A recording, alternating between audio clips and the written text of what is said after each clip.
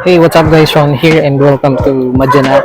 And for today's video, samahan nyo akong mag-DIY na i-replace yung mga dome lights sa kotse. So, ito, papalitan natin to. Ayan, ang ilaw na yan, pati ito. Tapos, ito, yung nabili kong mga ilaw. LED light na to Ayan, para dito sa ATV. Ayan. Tara, samahan nyo ako. So, ngayon unahin muna natin tong dome light sa dito sa unahan. Tapos, kailangan siguro natin gumamit dito ng something na manipis. Ayan, hindi ko pa talaga nabubuksan to guys. Hindi ko alam kung paano. So, yan. Samahan nyo akong makasira ng, ng dome light. Meron ako dito nga na ito. Yan. Ayaw magpahuha. Ayan. Swiss knife na ang tatakayin ko. Tingin ko kailangan, ayan, may butas dito. Ito. Ayan, tsaka to. Tingin ko kailangan mong sundutin to para makuha mo siya. Ba't ayaw? Subukan natin dito sa tabi. Dito. Oh, dapat hindi masugatan. Ayan, nabuksan. Ayan, nabuksan. Teka, ayan na. Ayan. Nabuksan ng konti. Ayan.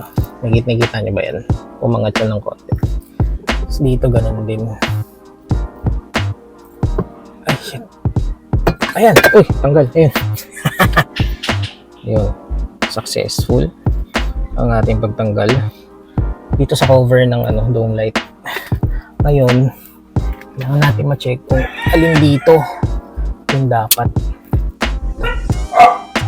Paano ba ito? Huwag naman sana ako makuryente. Teka.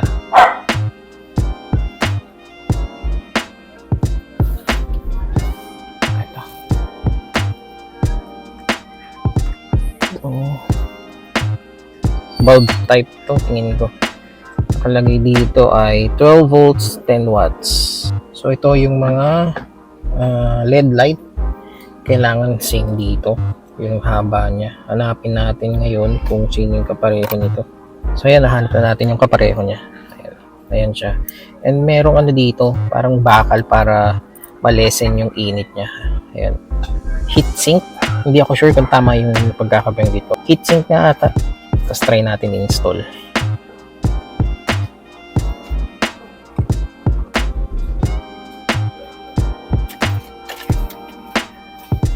So ayan, install na natin.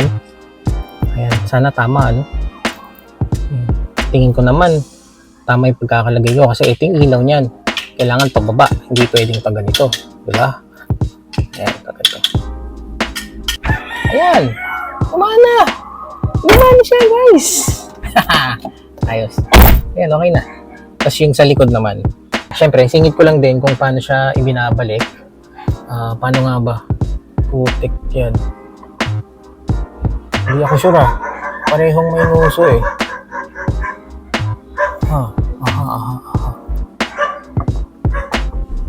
siguro ito. Ayan. Tapos ito. Ayan. Ganun kasimple. Ito, may kita nyo to. Dapat medyo nasa baba siya. Hindi kasi siya pantay. Ayan. Wala siya sa gitna. I mean, ayan. Wala sa gitna itong butas na to. So, ito, dito sa parting baba. Ayan.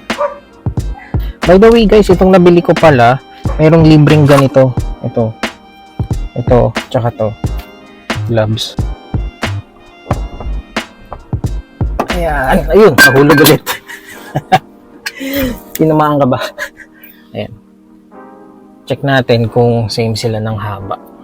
Parang hindi. Mas mahaba nga yata to. Same lang. Same lang. Ayan. Halos same lang. Tapos, ayan yung ilaw.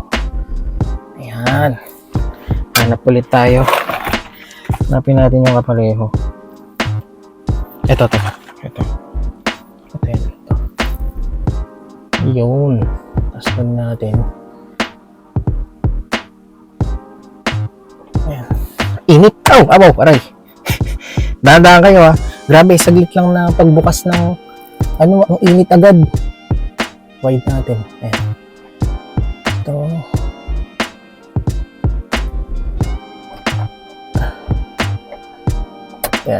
Yan. Kung makikita nyo tong wire na to, konektado siya dun sa sa LED light na pinakita ko sa inyo last time dun sa video ko sa pag-install ng LED light. Yung strip light dito, ayan. Tapos balik na natin. Ay, teka. Test muna natin Ayan. Yun, gumana. Ayan, successful. Hindi tayo nakasira ng dome light. Ayan, successful siya. Oh, diba? Tapos yung ilaw yan. Ito. Ayan. Ang reason ko din kung bakit ko ginawang white yun kasi hindi siya pareho dito Parang ang pangit naman na dito white tapos biglang magiging dilaw dito sa loob. Kaya pinalitan ko siya. Tsaka yun nga, kapag gumagamit ka kasi ng LED light, hindi siya kainitan katulad ng mga bulb type na na ilaw katulad ng ganito. Hanggang ngayon mainit-init pa siya ng konti.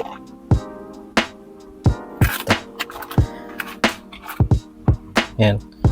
So ngayon, i-try natin nga kung totoong hindi nga mainit. Kasi yun din yung sinasabi sa akin ng ng karamihan. So ayan. Bayaan muna natin na umilaw for a couple of seconds. Tapos try natin hawakan kung mainit ba siya or hindi. Ayan. Ayan guys, halos 2 minutes nang naka-on itong ilaw. So try ulit natin. Open ulit natin. Ayun, totoo. Ayun.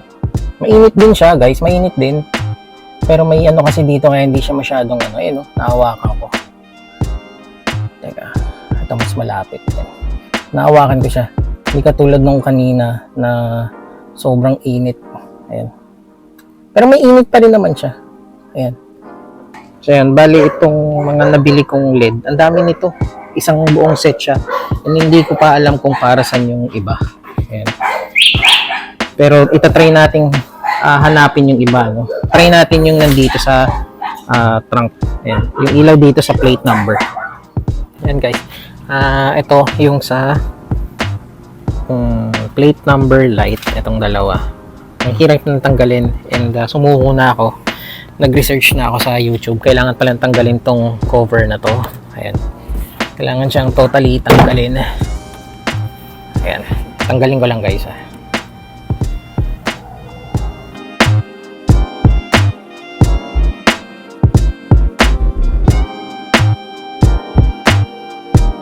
Ayan. Dito sa part na to, kailangan daw tanggalin to. Ito to. Ayan. Ito. Kailangan tanggalin to. Tapos, kailangan mong i-push. Ito to. Ito. Yun Ayan. Ito, kailangan mong i-push to ng matindi. Ito. Push mo siya para matanggal dun sa labas. Ayan, natanggal ko na siya. Ayan. Yep. Yep. Dapat matandaan. Ayan. Pag ganun siya. Pag ganyan. Pag ganun. So, ang gagawin dito, kailangan mong i-twist pa counterclockwise para matanggal mo siya. Ayan. Ayan. Tatanggal siya. Sana pwede yung bulb na nandito. Patry ko lang. So, kapag tatanggalin siya, kailangan mong hilahin pataas. Medyo mahigpit lang siya ng konti, pero dahan-dahan lang. Wag lang yung wag mo lang siyang hihilahin pataas ng parang ini-squeeze mo siya. Dapat paangat lang. Pakita ko sa inyo. Yan. Ayan. And ngayon, tatry natin kung pwede yung nabili ko. Try natin. Hindi ko sure kung pareho sila. Ito yung pinaka dito. Kasya. Lang sure kung kasya yung cover. And hindi siya kasya. And